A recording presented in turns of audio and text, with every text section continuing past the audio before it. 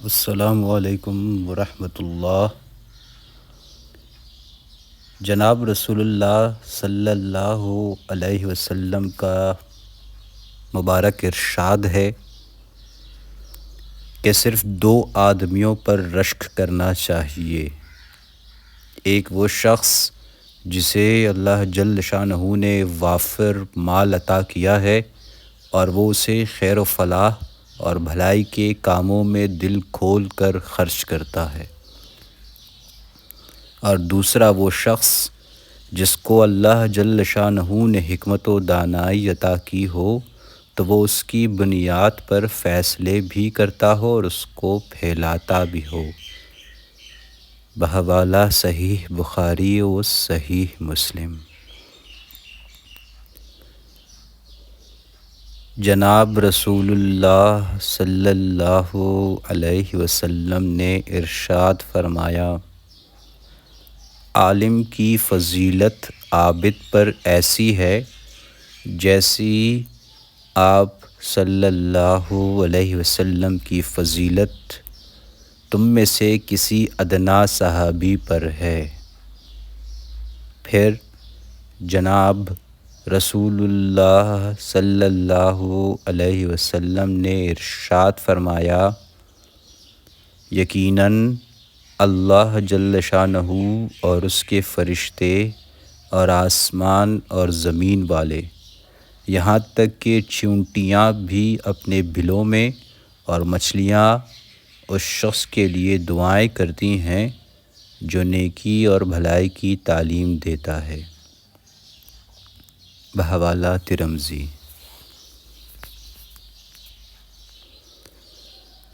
جناب رسول اللہ صلی اللہ علیہ وسلم سے بنی اسرائیل کے دو آدمیوں کے بارے میں سوال کیا گیا، جن میں سے ایک عالم تھا، وہ فرض نماز پڑھتا اور بیٹھ جاتا اور لوگوں کو خیر کی تعلیم دیتا، جبکہ دوسرا شخص وہ تھا جو دن بھر روزہ رکھتا اور رات بھر قیام کرتا۔ پوچھا گیا کہ ان دونوں میں سے افضل کون ہے؟ تو آپ صلی اللہ علیہ وسلم نے ارشاد فرمایا، اس عالم کی فضیلت جو صرف فرض نماز پڑھتا اور بیٹھ کر لوگوں کو خیر کی تعلیم دیتا ہے، اس عابد پر جو دن بھر روزہ رکھتا ہے اور رات بھر قیام کرتا ہے، ایسی ہی ہے جیسے آپ صلی اللہ علیہ وسلم کی فضیلت تم میں سے کسی ادنا آدمی پر ہے۔ بحوالہ مسند دارمی۔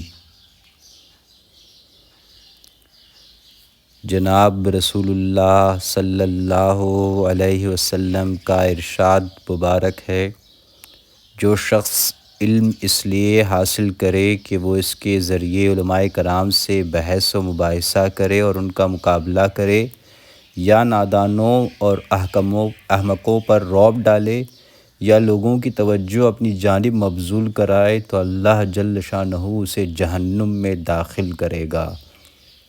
بحوالہ ترمذی۔ جناب رسول اللہ صلی اللہ علیہ وسلم کا ارشاد مبارک ہے، اللہ تعالیٰ کا فرمان ہے کہ اللہ جل شانہ کا بندہ اللہ جل شانہ کے متعلق جیسا گمان رکھتا ہے، اللہ جل شانہ اس کے ساتھ ویسا ہی معاملہ کرتا ہے۔ جب وہ اللہ جل شانہ کا ذکر کرتا ہے تو اللہ جل شانہ اس کے ساتھ ہوتا ہے، پھر اگر وہ اپنے دل میں اللہ جل شانہ کا ذکر کرے تو بھی اللہ خفیہ اس کا ذکر کرتا ہے، اور اگر وہ کسی جماعت میں اللہ جل شانہ کا ذکر کرے تو اللہ جل شانہ اس کی جماعت سے بہتر جماعت میں اس کا ذکر کرتا ہے۔ اگر وہ ایک بالشت اللہ جل شانہ کے نزدیک آئے تو اللہ جل شانہ ایک بازو کے برابر اس کے نزدیک ہو جاتا ہے، اور اگر وہ ایک بازو کے برابر اللہ جل شانہ کے نزدیک آئے تو اللہ جل شانہ دو بازوؤں کے برابر اس کے نزدیک ہو جاتا ہے، اور اگر وہ اللہ جل شانہ کی طرف چل کر آئے تو اللہ جل شانہ اس کی طرف دوڑ کر آتے ہیں۔ بحوالہ صحیح بخاری، صحیح مسلم۔ جناب رسول اللہ صلی اللہ علیہ وسلم کا ارشاد مبارک ہے، جب بھی کچھ لوگ اللہ جل شانہ کے ذکر کے لیے جمع ہوتے ہیں تو فرشتے انہیں ڈھانپ لیتے ہیں اور رحمت الہی انہیں اپنی آغوش میں لے لیتی ہے اور ان پر سکینت کا نزول ہوتا ہے، اور اللہ جل شانہ ان کا ذکر اپنی بارگاہ کے حاضرین میں کرتا ہے۔ بحوالہ صحیح بخاری۔ جناب رسول اللہ صلی اللہ علیہ وسلم نے ارشاد فرمایا، اللہ اللہ کہنے والے کسی شخص پر قیامت نہیں آئے گی۔ جب قیامت آئے گی تو دنیا میں کوئی بھی اللہ اللہ کہنے والا نہ رہے گا۔ دوسری روایت میں ہے، قیامت اس وقت برپا ہوگی جب دنیا میں اللہ اللہ کہنے والا کوئی بھی نہیں رہے گا۔ بحوالہ صحیح مسلم۔ معاذ ابن جبل رضی اللہ عنہ کا بیان ہے کہ آپ نے جناب رسول اللہ صلی اللہ علیہ وسلم سے جدا ہوتے وقت جو آخری بات کی وہ یہ تھی، آپ نے عرض کیا، اللہ جل شانہ کو کون سا عمل سب سے زیادہ پسند ہے؟ آپ صلی اللہ علیہ وسلم نے فرمایا، تو جب اس دنیا سے رخصت ہو تو تیری زبان اللہ جل شانہ کے ذکر سے تر ہو۔ بحوالہ صحیح ابن حیان طبرانی طبرانی۔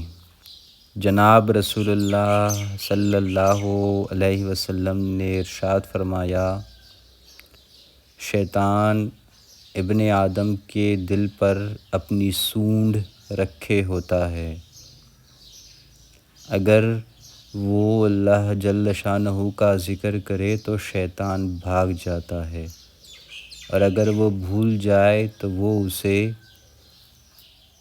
یعنی اپنی سونڈ کو اس کے دل میں داخل کر دیتا ہے جیسے مچھر، اور یہی وسوسہ ڈالنے والا خناس ہے۔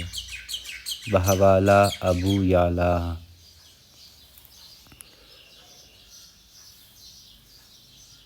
جناب رسول اللہ صلی اللہ علیہ وسلم نے ارشاد فرمایا،